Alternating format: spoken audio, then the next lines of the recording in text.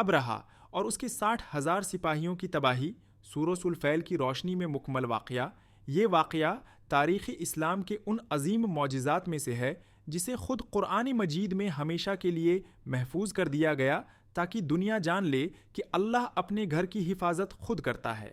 یمن کا گورنر ابرہہ، یمن پر اس وقت حبشہ کے عیسائی بادشاہ نجاشی کی حکومت تھی۔ اس کا مقرر کردہ گورنر ابرہہ الاشرم ایک طاقتور، مغرور اور متکبر شخص تھا۔ وہ چاہتا تھا کہ عربوں کی مذہبی مرکزیت کعبہ کے بجائے یمن کی طرف منتقل ہو جائے۔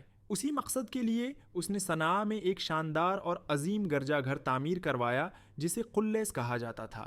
ابرہہ نے اعلان کیا، اب عرب لوگ حج کے لیے مکہ نہیں بلکہ اسی گرجا میں آئیں گے۔ کعبہ کے خلاف سازش عربوں کے لیے کعبہ صرف ایک عمارت نہیں بلکہ حضرت ابراہیم علیہ السلام کی نشانی اور روحانی مرکز تھا۔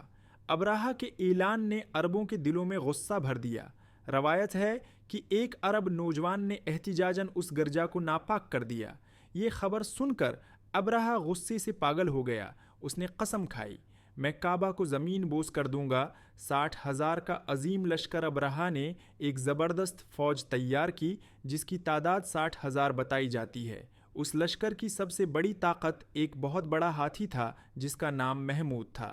عرب اس سے پہلے ہاتھی نہیں دیکھے تھے، اس لیے یہ لشکر ناقابل شکست نظر آتا تھا۔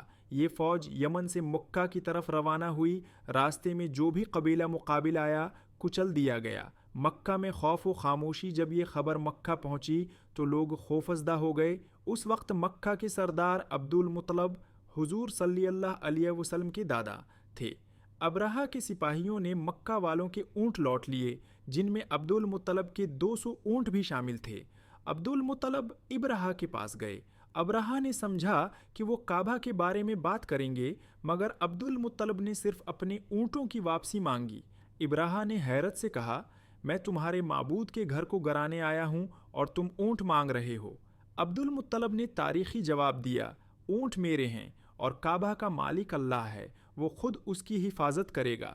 اللہ کی قدرت کا ظہور۔ اگلے دن ابرہہ نے لشکر کو کعبہ کی طرف بڑھنے کا حکم دیا مگر حیرت انگیز طور پر ہاتھی محمود بیٹھ گیا۔ اسے مارا گیا، پیٹا گیا مگر وہ کعبہ کی طرف ایک قدم بھی نہ بڑھا۔ جب اس کا رخ یمن کی طرف کیا گیا تو وہ فوراً چل پڑا۔ اسی وقت آسمان پر ایک عجیب منظر ظاہر ہوا۔ ابابیل پرندوں کا عذاب۔ اچانک آسمان سے چھوٹے چھوٹے پرندوں کے جھنڈ نمودار ہوئے۔ یہ ابابیل تھے۔ ہر پرندے کے پاس 3 کنکریاں تھیں۔ ایک چونچ میں 2 پنجوں میں۔ یہ کنکریاں عام پتھر نہیں تھیں بلکہ اللہ کا عذاب تھیں۔ قرآن کہتا ہے، ترمیہم بحجارۃ من سجیل۔ جو نہیں یہ کنکریاں سپاہیوں پر گریں، کسی کا جسم گلنے لگا، کسی کا سر پھٹ گیا، کوئی چیختا ہوا زمین پر گر پڑا، پورا لشکر تباہ ہو گیا جیسے کھایا ہوا بھوسا۔ ابرہہ کا عبرتناک انجام۔ ابرہہ خود بھی اس عذاب سے نہ بچ سکا۔ وہ زخمی حالت میں یمن کی طرف بھاگا مگر اس کا جسم گلتا رہا، ٹکڑے ٹکڑے ہوتا گیا اور آخر کار وہ ذلت کی موت مر گیا۔